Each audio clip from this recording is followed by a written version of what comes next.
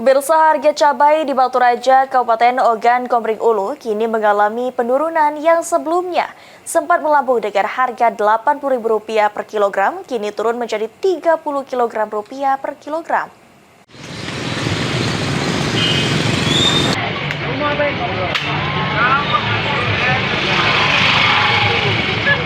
Meski sempat naik hingga Rp80.000 per kilogram, kini sudah mulai berangsur-angsur mengalami penurunan harga berkisar Rp40 sampai Rp60.000 per kilogram.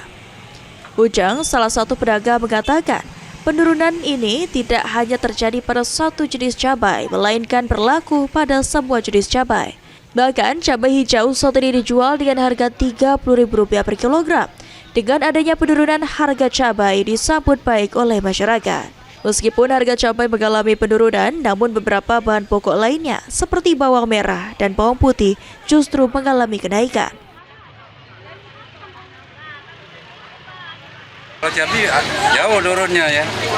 Kemarin sampai 80, 100. Sekarang sudah sampai 40. 40 kan? Itu seluruh jenis cabai atau gimana Pak? Sama. Seluruh jenis cabai ya? Cabai merah, cabai rawit, cabai hijau. Hijau juga lah murah, ini sampai 30, kemarin sampai 60. Ya, itulah. Kalau saya rempah-rempah ini normal aja.